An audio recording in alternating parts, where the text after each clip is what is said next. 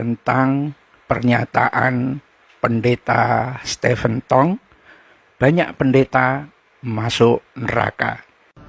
Oh saudara-saudara, jangan menipu diri kita sendiri.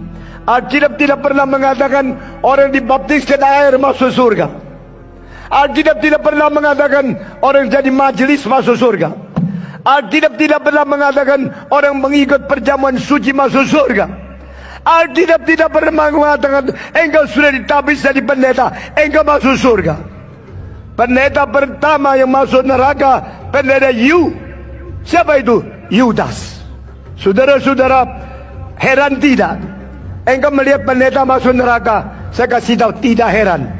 Bahkan ada juga seorang gadis atau perempuan yang masih muda ketika mengalami suri juga terkejut ketika dalam mati surinya itu dia bermimpi banyak pendeta masuk neraka.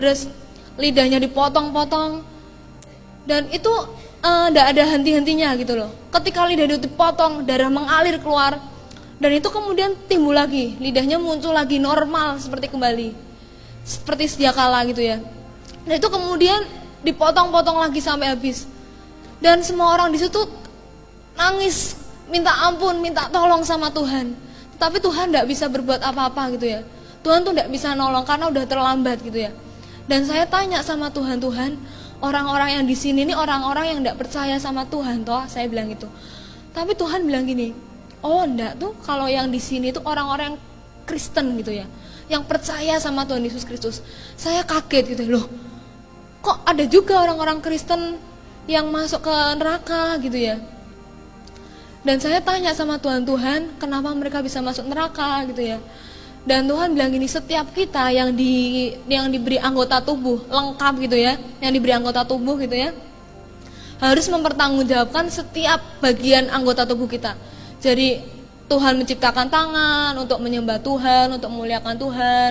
Tetapi kalau misalnya kita gunakan untuk misalnya mukul, membunuh, itu tuh sudah tidak berkenan di hadapan Tuhan gitu ya. Pokoknya setiap apa yang kita perbuat itu Tuhan ngerti.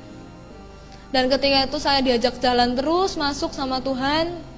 Dan kalau saudara mau tahu itu dindingnya itu juga sama gitu ya. Jadi dindingnya itu kayak ingus gitu ya, kayak umbel gitu ya. Jadi lengket-lengket gitu ya. Dan baunya minta ampun ya, bau busuknya minta ampun ya. Dan ketika itu saya jalan terus, saya diajak Tuhan ke tempat yang namanya pusatnya neraka gitu ya. Jadi ketika masuk terus ada seperti sumur kayak kawah belerang gitu.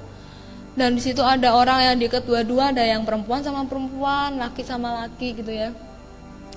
Dan saya tanya sama Tuhan, Tuhan ini nih kenapa kok dekat dua-dua gitu ya, kok perempuan sama perempuan, laki sama laki.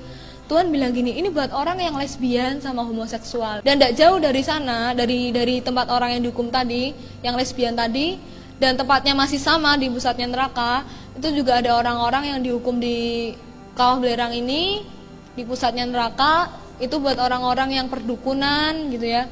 Buat orang-orang yang suka kedukun, suka cari pelarisan, mungkin sakit tidak sembuh-sembuh, tapi terus tidak percaya Tuhan lagi, kecewa sama Tuhan, terus perginya ke dukun, ke paranormal, ke suhu.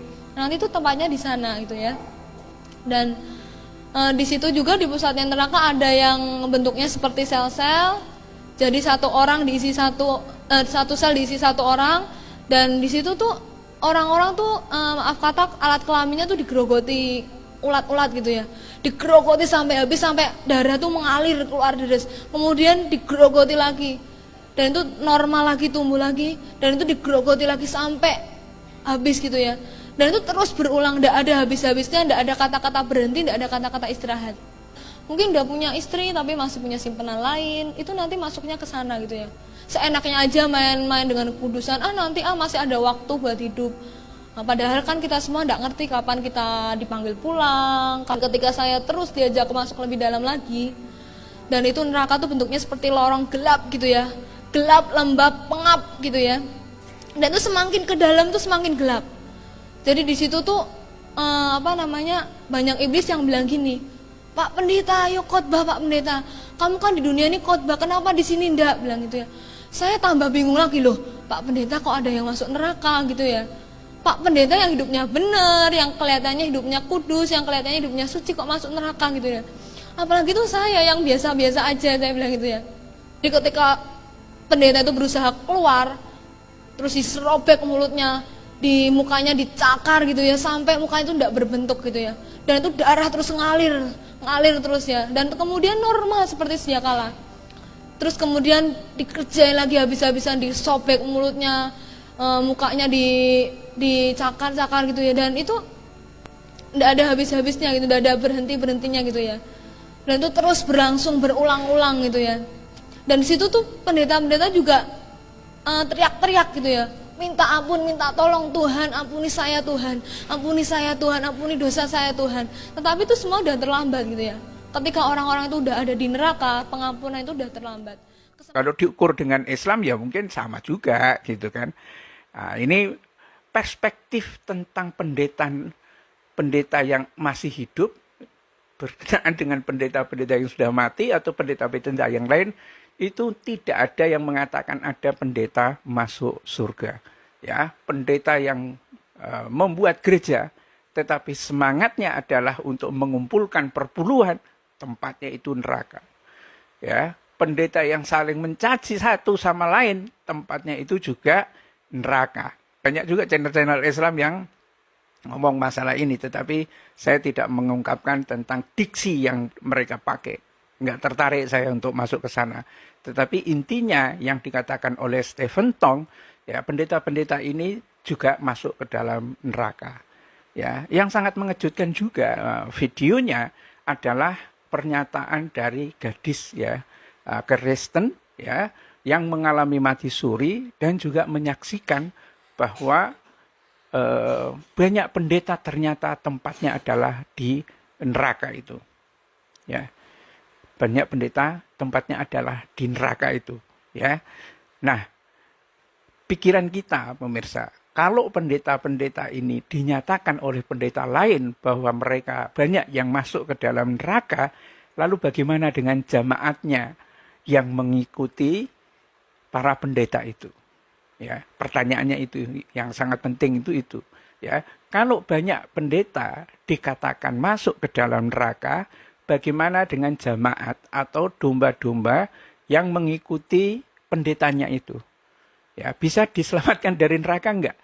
Kalau logikanya, kalau dia mengikuti orang yang masuk ke dalam neraka, ya sama, ya sampainya juga neraka. Ini dikatakan